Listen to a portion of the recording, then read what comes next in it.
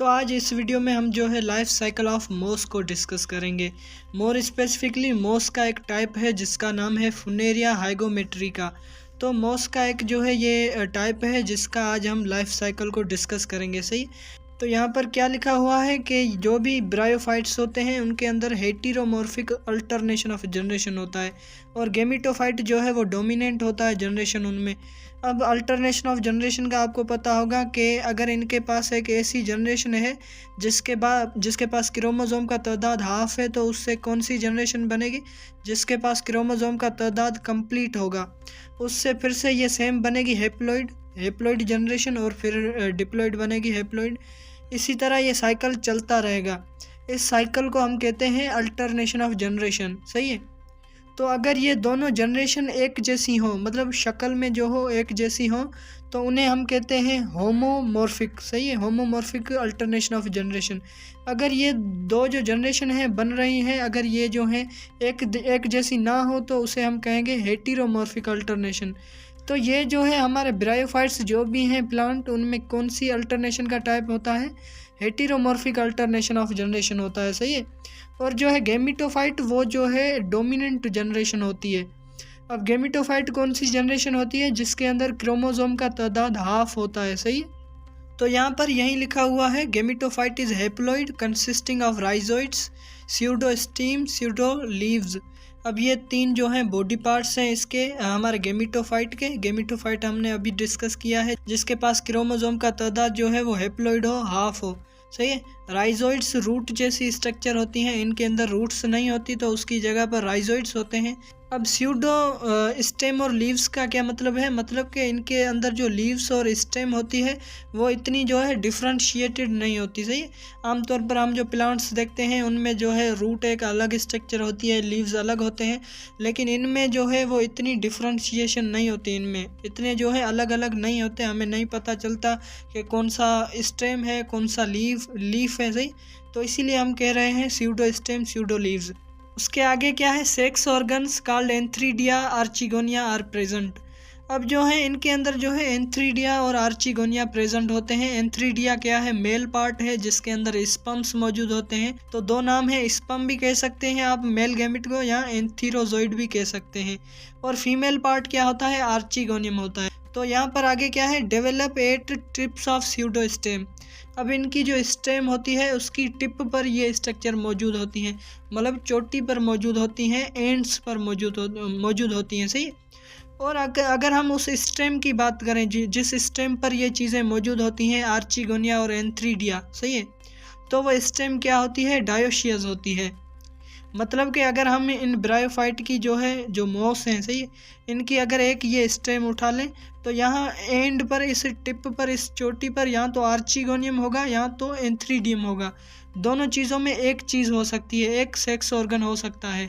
दोनों जो है एक स्टेम पर नहीं हो सकती, इसीलिए हम इसे कहते हैं डायोशियस स्टेम। सही है। यहाँ पर यही मतलब है इसका। उसके आगे क्या है? There is protoandry. अब इनमें प्रोटोएंड्री होती है, ये हमने जो है कैरेक्टरिस्टिक्स ऑफ ब्रायोफाइट में भी डिस्कस किया है। मतलब कि इनके अंदर जो है मेल पार्ट जो है वो पहले मैच्योर हो जाता है। सही है। अगर मेल पार्ट जो है पहले मैच्योर मतलब डेवलप हो जाता है, बन जाता है, कौन सा वाला मेल पार्ट है यहाँ पर? एंथ्रीडिया। सही है। वो डेवलप हो जाता है और उससे एंथीरोजोइड जो है वो लिबरेट हो जाते हैं पहले और स्विम करते हैं with the help of their flagella in due and rain water. अब ड्यू का क्या मतलब होता है? नमी। सही है। या नमी हो सकती है या रेन का वाटर, मतलब कि बरसात का पानी हो सकता है।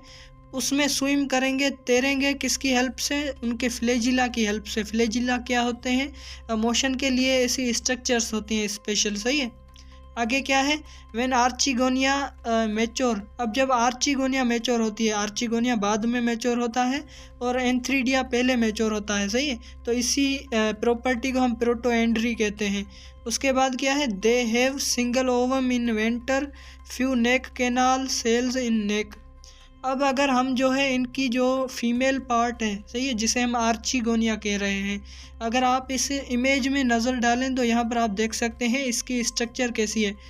एक जो है नीचे से जो है स्वालोन स्ट्रक्चर है, सूजी हुई स्ट्रक्चर है, सही है, बड़ी सी स्ट्रक्चर है, मोटी सी, उस स्ट्रक्चर को हम कहते हैं वेंटर, बेस पर जो है, सही है। और जो है ऊपर पतली पतली जो ट्यूब लाइक है उसे हम कहते हैं नेक, सही है। और जो वेंटर है उसके अंदर एक सिंगल ओवम मौजूद होता है। ओवम क्या है? फीमेल गेमिट होता है, सही है, जिसे हम एग भी कहते हैं। और जो है ऊपर जो है नेक, जो है नेक वाला पार्ट, उसके अंदर जो सेल्स होते हैं उन्हें हम कहते हैं नेक केनाल सेल्स, सही है, ये सिंपल बात है। उसके आगे क्या है? Swimming sperms are attracted by scent of sugar cane secreted by mature archegonium. अब जो है मेच्योर आर्चिगोनियम क्या करता है? ऐसी शुगर को जो है इमिट करता है, या वोलेटाइल जो होती है शुगर, मतलब ऐसी शुगर जो उड़ सकती है, सही है, तो उस शुगर को ये जो है इमिट करता है जिसके अंदर सेंट होती है, खुशबू होती है, सही है, जिसकी वजह से ये जो स्पर्म्स हैं ये अट्रैक्ट होते हैं किसके तरफ? ये खुशबू कौन बना रहा है? फीमेल रिप्रोडक्टिव पार्ट, जिसे आर्चिगोनियम कह रहे हैं। तो ये स्पर्म्स जो हैं उस खुशबू की तरफ जो है अट्रैक्ट होते हैं और आर्चिगोनियम के तरफ मूव करते हैं। और आर्चिगोनियम के अंदर, वेंटर के अंदर होता है एग, सही है।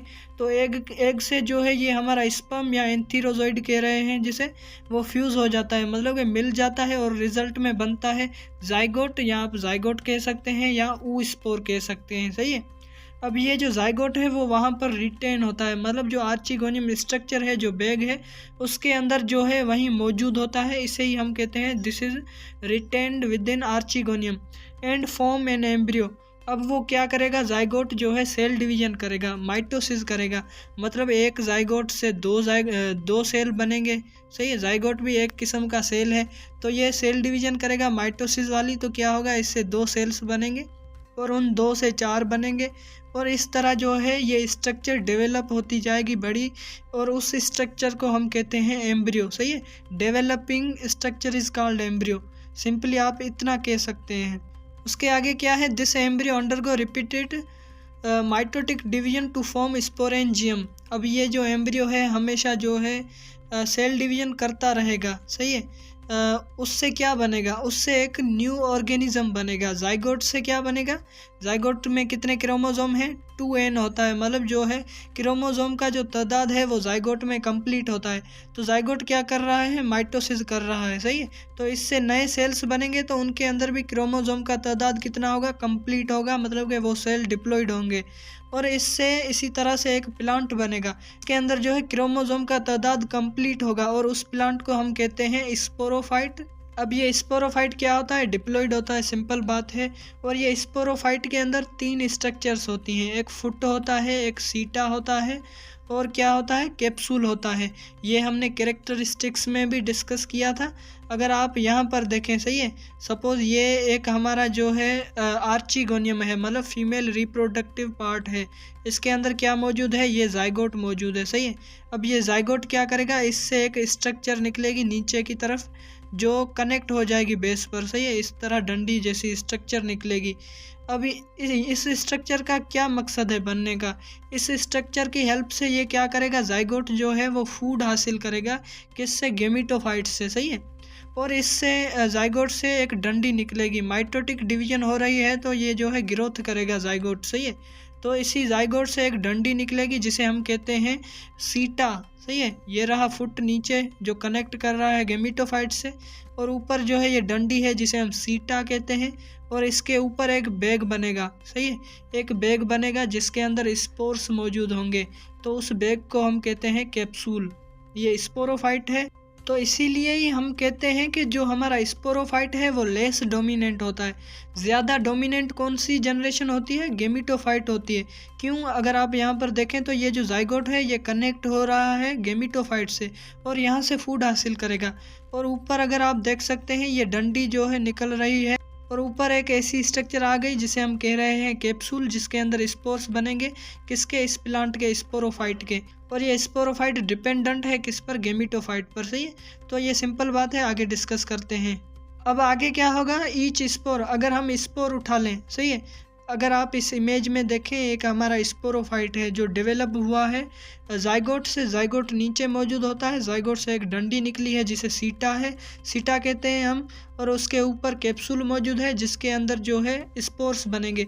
और ये जो कंप्लीट स्ट्रक्चर है फुट और जो है सीटा और जो है कैप्सूल, इन तीन पार्ट्स पर जो डिपेंड कर रही है स्ट्रक्चर, इसे हम कहते हैं स्पोरोफाइट। सही है। स्पोरोफाइट क्या करेगा, इसके जो कैप्सूल वाला पार्ट है ऊपर एक जो बैग है, इसके अंदर स्पोर्स बनाएगा। सही है। और स्पोर्स के अंदर क्रोमोसोम का तादाद कितना होता है, हाफ होता है। सही है। अब ये स्पोर क्या करेगा, माइटोसिस करेगा। मतलब कि एक स्पोर से दो सेल बनेंगे और 2 से 4 बनेंगे, 4 से 8, और इस तरह एक प्लांट बनेगा। सही है। उस प्लांट को हम कहेंगे गेमिटोफाइट। फिर से हमारा बन गया गेमिटोफाइट। और गेमिटोफाइट जब जो है यंग होता है, मतलब कि हमारा जो स्पोर है जब कुछ ही सेल्स में जो है माइटोसिस करके चेंज होता है तो एक यंग स्ट्रक्चर बनती है जिसे हम कहते हैं प्रोटोनिमा। सही है। तो अब इसे जो है हम डायग्राम की हेल्प से समझते हैं। तो अगर आप यहाँ पर नज़र डालें, सही है, ये एक ऐसी स्ट्रक्चर है जिसे हम कैप्सूल कहते हैं। सही। तो इस कैप्सूल से क्या बनेंगे, स्पोर्स बनेंगे। कैप्सूल से अगर हम एक स्पोर उठा लें, ये रहा एक स्पोर, ये रहा एक स्पोर। सही है। तो ये स्पोर जब थोड़ा सा ग्रो करेगा, सही है, थोड़ी सी माइटोसिस करेगा, स्पोर के अंदर क्रोमोसोम का तादाद हाफ होता है, तो जब ये थोड़ा सा ही डेवलप करेगा तो इससे कुछ ऐसी स्ट्रक्चर बन जाएगी स्पोर से, और उस स्ट्रक्चर को हम कहते हैं प्रोटोनिमा। सही है। अब आगे क्या होगा, ये स्ट्रक्चर जो है डेवलप होके इसमें चेंज हो जाएगी, एक प्लांट में चेंज हो जाएगी। सही है। इस प्लांट का नाम क्या है, गेमिटोफाइट है, क्योंकि ये स्पोर से बनी है। स्पोर के अंदर क्रोमोसोम का तादाद हाफ था, और ये जो प्लांट बना है इसके अंदर भी क्रोमोसोम का तादाद हाफ है। तो हमें पता है कौन सी वाली जनरेशन के अंदर क्रोमोसोम का तादाद हाफ होता है, गेमिटोफाइट में होता है। सही है। अगर हम इसी गेमिटोफाइट की 2 स्टेम उठा लें, सपोज एक ये स्टेम है और दूसरी ये है, तो इनके अंदर मेल और फीमेल पार्ट्स मौजूद होंगे। सही है। और आपको ये भी पता है कि ये डायोशियस होती है, मतलब कि एक स्टेम पर या तो आर्चिगोनियम हो सकता है या तो एंथ्रीडिया हो सकता है। सही है।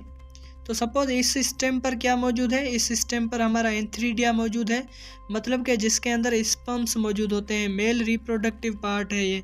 और ये दूसरी जो शाख है इसके ऊपर क्या है, इसके अंदर आर्चिगोनिया मौजूद है, एक ऐसी स्ट्रक्चर जिसके अंदर एग्स मौजूद होते हैं।